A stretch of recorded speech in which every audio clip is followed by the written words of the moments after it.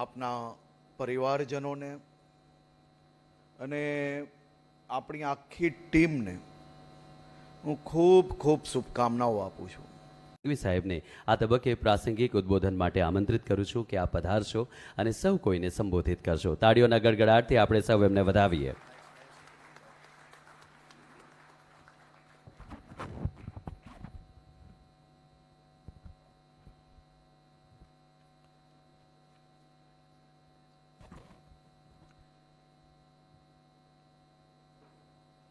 દીપાવલીની આપ સૌને, આપના પરિવારજનોને અને આપણી આખી ટીમને હું ખૂબ ખૂબ શુભકામનાઓ આપું છું. મા અંબા, ભગવાન શ્રી રામચંદ્રજી આપ સૌ લોકોને એવી હિંમત આપે કે આપ સૌ થકી ગુજરાતના પ્રત્યેક નાગરિકોના ઘરોમાં ખુશીનું દીપ પ્રગટે, ન્યાયનું દીપ પ્રગટે.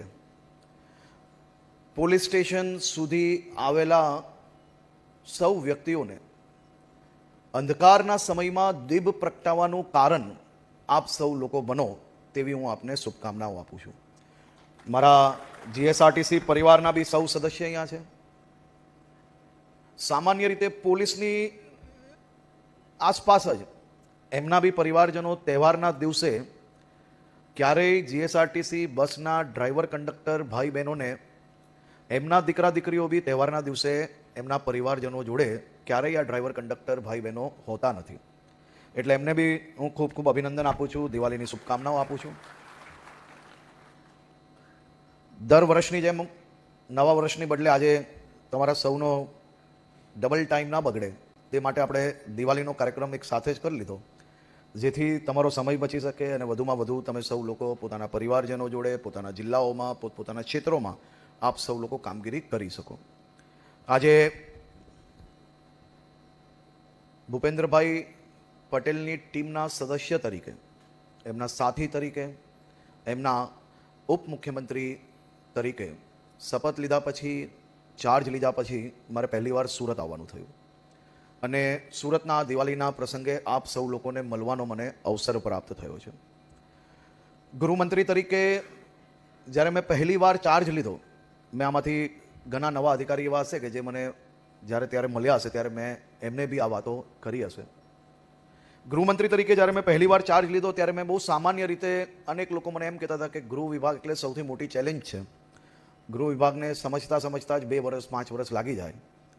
પરંતુ મેં એક નાનો એવો પ્રયાસ કર્યો હતો કે ગુજરાતની લો એન્ડ ઓર્ડરની પરિસ્થિતિઓ પહેલાં શું હતી અને એ બદલાવ કઈ રીતે આવ્યો ને એ બદલાવ દરમિયાન તત્કાલીન મુખ્યમંત્રી શ્રી નરેન્દ્રભાઈ મોદીજી અને ત્યારના ગૃહપ્રધાન શ્રી અમિતભાઈ શાહ એ બેઠકો કઈ રીતે લેતા હતા, એ કયા પ્રકારના નિર્ણયો લેતા હતા. અને અહીંયા જ બેઠેલા સૌ સિનિયર ઓફિસરો જોડે જ્યારે હું મળતો હતો ત્યારે માત્ર એટલું પૂછતો હતો કે બેઠકમાં કઈ રીતે વિષયો લેતા હતા, એ કઈ રીતે નિર્ણયો લેવામાં આવતા હતા અને કયા પ્રકારે ગુજરાતને આપણે આખું લો એન્ડ ઓર્ડરની દ્રષ્ટિએ પરિવર્તન આવ્યું. આ બધા જ વિષયોને હું એટલીસ્ટ 15-20 દિવસ તક જેટલા અધિકારી મને મળ્યા ને જેટલા લોકો જૂના અધિકારીઓ હતા જેમને એમની જોડે કામ કર્યું હતું એવા લોકો જોડે મેં હંમેશા સમજવાનો પ્રયાસ કર્યો. અને મારા ગૃહમંત્રી કાળ દરમિયાન જેટલા નવા ઓફિસર્સ જેમને ગુજરાતમાં હમણાં જ આવ્યા હોય, જે લોકો નવી ભરતીમાં ડીવાયએસપી બન્યા હોય, જે લોકો એએસપી તરીકે આવ્યા હોય, એમને હું હંમેશા કહેતો હોઉં છું કે તમે જે પોલીસ સ્ટેશનમાં કે તમે જે એરિયાના ડીસીપી, એએસપી, એસીપી બનો છો એ એરિયાના પોલીસ સ્ટેશનમાં જે સૌથી જૂના કોન્સ્ટેબલ્સ, એએસઆઈ કે કોઈ બી એવા પ્રકારના લોકો જોડે તમારે ભોજન કાં તો અડધો 1 કલાકનો સમય એટલીસ્ટ 15-20 દિવસ સુધી નીકાળવો જોઈએ કે જે એરિયાને સમજતો હોય, એરિયાની તાસીરને સમજતા હોય, એરિયામાં સોશિયલ ઇક્વેશનને સમજતા હોય, વાર તહેવારે કયા પ્રકારની ઘટનાઓ બનતી હોય એને સમજતા હોય, તો તમારું 15 દિવસની અંદર તમારું બધો જ એરિયા તમને સમજવો સૌથી સરળતાથી તમે સમજી શકો છો. અને અનેક લોકોએ આ પ્રયાસ કર્યો. આમાંથી અનેક લોકો એવા છે કે જેને ચાર્જ લેતાની સાથે મેં જોયું છે કે ફિલ્ડ પર નજરે પડે છે. ફિલ્ડ પર જવાથી લોકોનો વિશ્વાસ આપણા માટે વધતો હોય છે, કારણ કે સામાન્ય નાગરિક એક સિનિયર ઓફિસરની ઓફિસમાં આવતા આજે ક્યાંક ને ક્યાંક એમને સંદેહ અનુભવતા હોય છે, પણ તમે સામને જઈને જ્યારે મળતા હો છો ત્યારે એમની અંદર વિશ્વાસનું વાતાવરણ બનતું હોય છે. અને ગુજરાત પોલીસે છેલ્લા અનેક વર્ષોમાં આ પ્રકારનો વિશ્વાસ મેળવવામાં સફળતા પ્રાપ્ત કરી છે. તે બદલ હું આપને અભિનંદન આપું છું. આપણા સૌનું સૌભાગ્ય છે કે આપણે મુખ્યમંત્રી તરીકે એક એવા વિચાર શૈલી જોડે જોડાયેલા વ્યક્તિત્વ કે જે ટીમ વર્કમાં માને છે, એક એવા ટીમ લીડર કે જે હંમેશા પોતાના સાથીને છૂટ આપતા હોય છે, એક એવા ટીમ લીડર કે તમારી કામ કરતાં કરતાં સારા વિચારો જોડે કરેલા કામમાં નાની મોટી કઈ બી ભૂલ થઈ હોય તો તમારા સાથી તરીકે ઊભા રહે છે, મુખ્યમંત્રી તરીકે નહીં. એવા ટીમ લીડર જોડે આપણે લોકોએ ગુજરાતમાં કામ કરવાનો અવસર પ્રાપ્ત થયો છે. તે આપણા સૌ માટે સૌથી મોટી વાત છે, સૌથી સૌભાગ્યની વાત છે. અને એમના જ માર્ગદર્શનમાં એમની ટીમમાં મને જે જવાબદારી હતી એ જવાબદારીનો સ્વરૂપ બદલાયો છે. અને આ બદલાયેલી જવાબદારીમાં હું ડબલ મહેનત કરીને એમને સાથે મળીને આપણા રાજ્યના વધુમાં વધુ પીડિત કે કોઈ બી પ્રકારે નાની મોટી ઘટનામાં જે ભોગ બન્યા હોય તેવા લોકોને ન્યાય અપાવવા માટે આપ સૌ જોડે ઊભો રહીને કામ કરવા માટેની મેં સંપૂર્ણ જે વ્યૂ છે, જે વિઝન છે, આ જ વિઝન જોડે આપણે સૌ લોકો ડબલ તાકાતથી લાગી જવા માટે આજથી આ દીપાવલીના શુભ અવસરે આપણા ઘરે એક દીવો ઓછો પ્રગટાવશો તો કોઈ વાંધો નથી, પરંતુ જેના ઘરમાં અંધકાર છે તે ઘરમાં ન્યાયરૂપી દીપ પ્રગટાવવાનું કામ એ મારા ગુજરાત પોલીસ પરિવાર પાસે મારી આશા અને અપેક્ષા છે. આપ સૌ લોકો ખૂબ સારી રીતે કામગીરી કરી રહ્યા છો અને આપ સૌ લોકો જે મહેનત કરી રહ્યા છો એ મહેનતને હજી વધારે આયોજનબદ્ધ નીચે સુધી કઈ રીતે ઉતારી શકાય તે દિશામાં આવનારો નવો વર્ષ આપણા માટે તો આ જ નવો વર્ષ છે. આપણે 1 જાન્યુઆરીએ નવો વર્ષ આપણા ત્યાં નથી થતો. ગુજરાત એક જ એવું છે કે જેનો બેસતો વર્ષ દિવાળીના 1-2 દિવસ પછી સામાન્ય રીતે તિથિ પ્રમાણે આવતો હોય. અને આ બેસતા વર્ષનો ઇતિહાસ જે લોકો બહારથી આવ્યા છે, જે લોકો અલગ અલગ રાજ્યથી ગુજરાતને કર્મભૂમિ બનાવ્યા છે, એવા સૌ લોકોએ આ નવો વર્ષ કઈ રીતે બનાવાય છે અને નવા વર્ષ પાછળનો ઇતિહાસ શું છે એ બી આ વર્ષે જરૂરથી જાણવું જોઈએ. કારણ કે તમે સૌ લોકો ભલે તમારું જન્મ ક્યાંય બી થયું હોય, તમે ભણ્યા ક્યાંય બી હો, તમે તમારું બાળપણ ક્યાંય બી નીકાળ્યું હોય, પરંતુ તમારી કર્મભૂમિ ગુજરાત છે.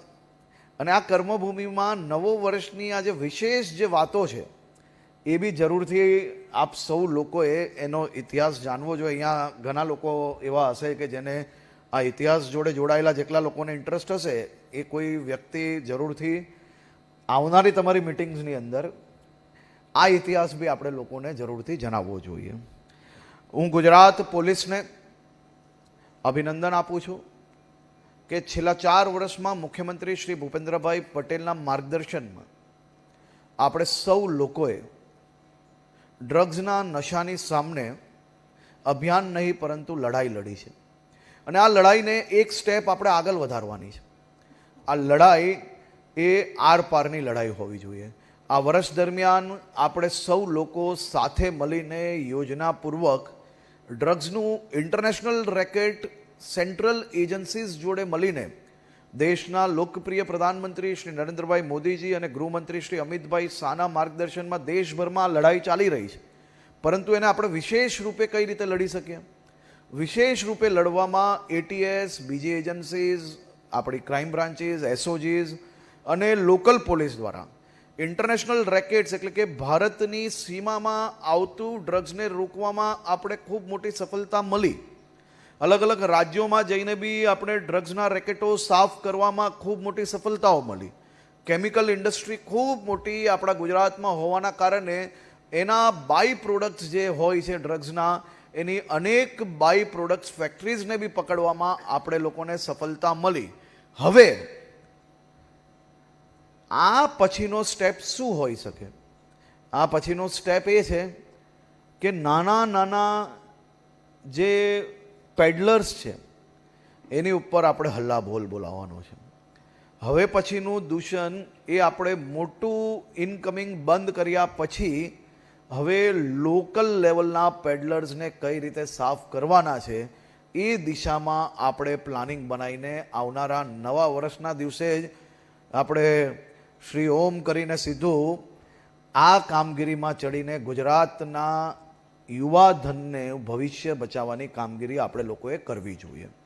સાથે સાથે ગુજરાતભરમાં આખા દેશમાં ક્યારેય ના ચાલ્યું હોય એવું, કદાચ આખા ગુજરાતનો આંકડો જ્યારે આપ સૌ લોકો સાંભળશો કે માત્ર 100 કલાકમાં જે યાદી હિસ્ટ્રી ચીટર્સ હોય કે પછી ગુનેગારો હોય કે પછી ગામની અંદર જે લોકો ભયંકર ત્રાસ આપતા હોય એવા સૌ લોકોની 100 કલાકની અંદર આવા ગુનેગારોની યાદી બનાવવામાં આવી.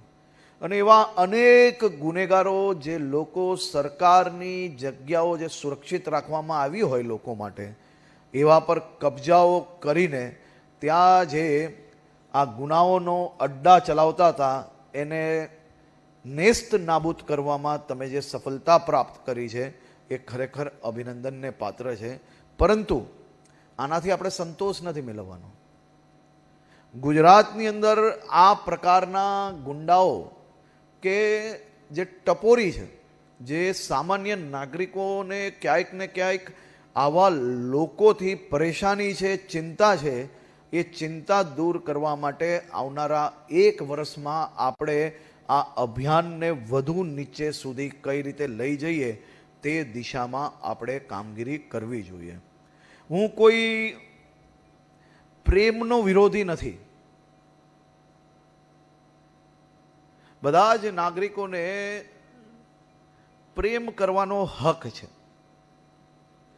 પરંતુ કોઈ બી મોડેસ ઓપરેન્ડી થકી આપણા રાજ્યની દીકરીઓને ખોટા નામ ધારણ કરીને, ફોસલાવીને અને સોશિયલ મીડિયાના આ જમાનામાં ટેકનોલોજીનો દુરુપયોગ કરીને આપણા રાજ્યની દીકરીઓનું જીવન બરબાદ કરવાનું કામ કરનાર કોઈ બી વ્યક્તિ હોય એને આપણે ના છોડવો જોઈએ. અને એને માત્ર કાયદાની પુસ્તક વાંચીને એટલા પૂરતું જ નહીં, પરંતુ મનથી, દિલથી આવવું જોઈએ કે આ દીકરીની બદલે જો આપણી દીકરી હોત તો શું કરતે. અને એ પ્રકારના કડક પગલાઓ આવા લોકો પર ભરવા જોઈએ કે ગુજરાતની બોર્ડર છે ને એ બોર્ડરની અંદર લવ જેહાદ જેવા કોઈ બી કારસ્તાન કરવાનો કોઈ પ્રયત્ન ના કરે. એ ચાહે કોઈ બી વ્યક્તિ હોય, નામ બદલે, નામ છુપાવે, કોઈ બી વ્યક્તિ હોય એની ઉપર આપણે કડક પગલાં ભરવા જોઈએ. આમાં કોઈ સાચા પ્રેમનો વિરોધ નથી કરવાનો, કોઈ સાચા વ્યક્તિને આપણે હેરાન કરવા નથી જવાનું. આ બધા જ વિષયોમાં આપણે લોકોએ અદ્ભુત કામગીરી કરી છે, પરંતુ હજી વધુ કામગીરી કરવાની આપણે લોકોએ તૈયારીઓ કરવાની છે. તેરા તુજકો અર્પણ. તેરા તુજકો અર્પણ એ એવો કાર્યક્રમ છે કે જેના થકી હજારો લોકોને પોતાની ખોવાયેલી, ચોરાયેલી કે પછી અનેક જગ્યા પર ચીટિંગ થયેલી ચીજ વસ્તુ, કોઈનો કિંમતી સામાન, ભગવાનની મૂર્તિઓ, કોઈક માતાના મંગલસૂત્રો જપ્ત તો કરી લેતા હતા, પરંતુ વર્ષો વર્ષ સુધી કોર્ટના ધક્કા ખાય, પરંતુ એને ક્યારેય એની વસ્તુ ઝડપથી મળે નહીં. પરંતુ તેરા તુજકો અર્પણ એ એક એવું મોડલ છે કે દેશના બીજા અનેક રાજ્યો માટે પ્રેરણા પૂરી પાડી શકે. એ મોડલ થકી તેરા તુજકો અર્પણ દ્વારા ગુજરાત પોલીસે હજારો લોકોને એમનો અમાનત, એમનો હક એ પાછું સ્વમાનભર એને આપવામાં તમે સફળતા પ્રાપ્ત કરી છે. તે બદલ બી હું આપને અભિનંદન આપું છું.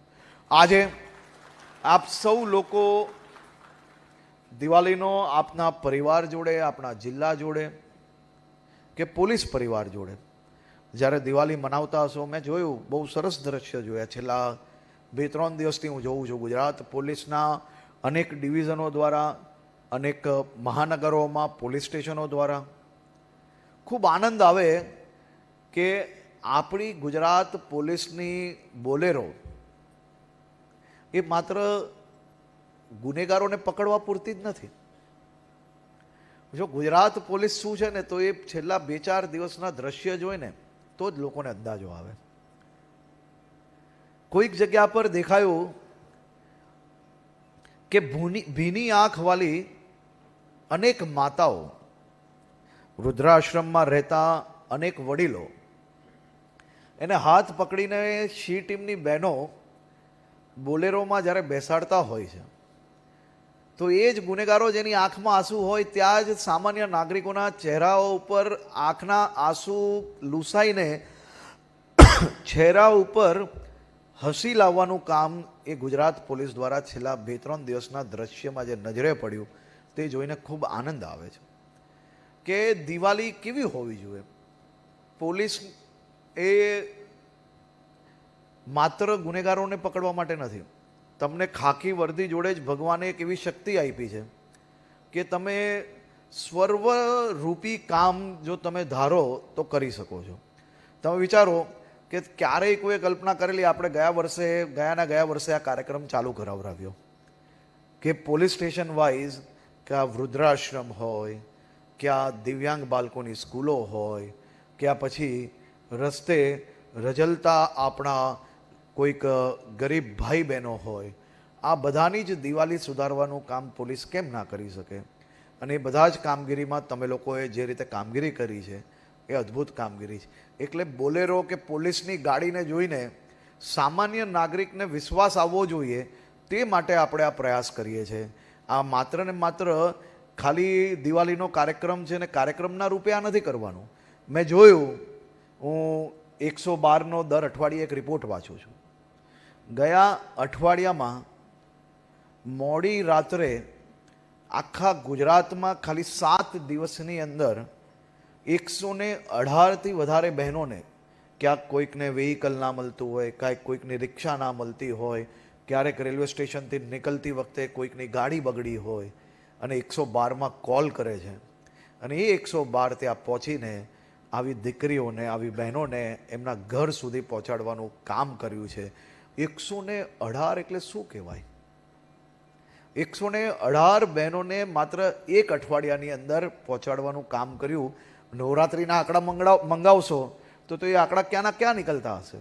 એટલે મારી આપને વિનંતી છે કે આપ પોતપોતાના ઝોનમાં જે કામગીરી આપણે લીધી છે એના આંકડાઓ બી જરૂરથી મંગાવો, જેથી તમને અંદાજો આવશે કે નીચેની ટીમ એ કઈ દિશામાં કામગીરી કરી રહી છે. કેટલાક કામો એવા છે કે જે તમારા ધ્યાનમાં નથી આવતા, પણ આપણી ટીમ દ્વારા ખૂબ અદ્ભુત રીતે નીચે સુધી કામગીરી કરી છે. અને આવા કામ કરનાર કોન્સ્ટેબલ્સથી લઈને ટીઆરબી હોય તો ટીઆરબી, કોન્સ્ટેબલ હોય તો કોન્સ્ટેબલ, નીચે સુધીના સ્ટાફને અભિનંદન આપવા જોઈએ આપણે, અને એને એપ્રિસિએશન વધુમાં વધુ કરવું જોઈએ. જો તમને એવું લાગે છે કે તમે કોઈ કામ કરેલું છે અને સરકાર એનું એપ્રિસિએશન આપે, તો તમારી નીચેની ટીમને બી એટલું જ એપ્રિસિએશન આપણે આપવું જોઈએ. અને એના સારા કામોના ઇનામ બી આપણે કમિશનરશ્રીને, સરકારમાં, આ બધી જ જગ્યા પર આપણે મોકલવા જોઈએ, જેથી આપણી ટીમ જે સારું કામ કરે છે એવા એક અધિકારીઓને વધુમાં વધુ પ્રોત્સાહન મળે અને બીજા બી લોકો એમને જોઈને સારા કામ તરફ પ્રેરણા લે. અને એની સાથે સાથે શું કરી શકીએ?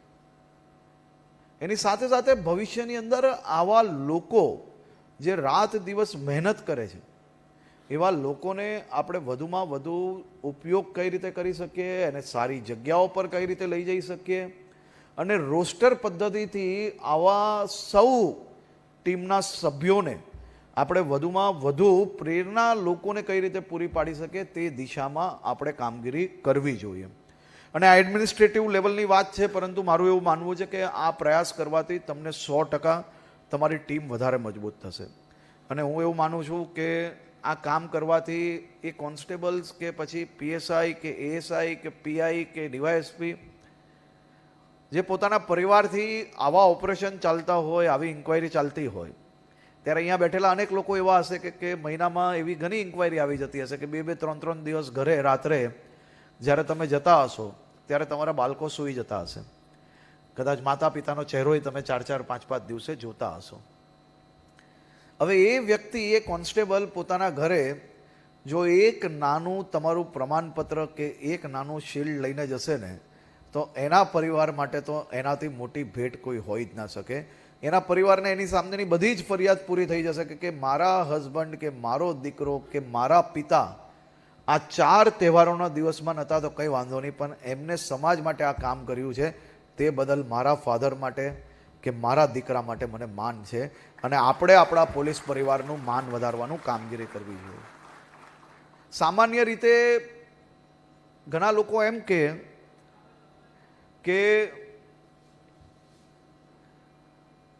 પોલીસની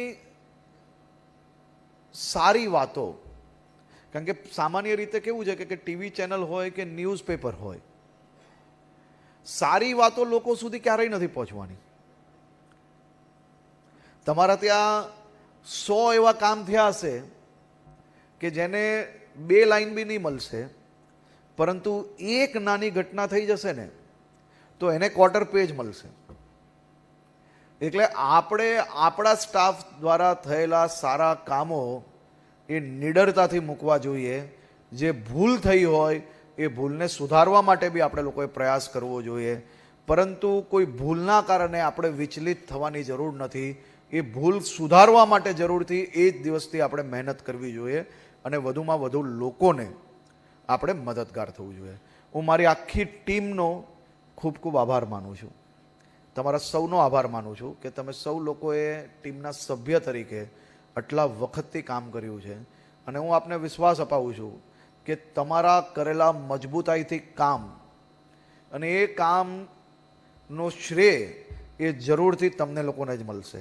પરંતુ તમારાથી કોઈ બી ભૂલ થાય તો એ ભૂલ મારા નામે હું સ્વીકારવા માટે તૈયાર છું. પરંતુ આપણે લોકોના સહયોગમાં આ જ રીતે હજી વધુ મજબૂતાઈથી મુખ્યમંત્રી શ્રી ભૂપેન્દ્રભાઈ પટેલના માર્ગદર્શનમાં એમના વિચારેલા કામોને હજી વધુ મજબૂતાઈથી આપણે લોકો આગળ લઈ જવા માટે હું આપ સૌને શુભકામનાઓ આપું છું. ખૂબ ખૂબ આભાર.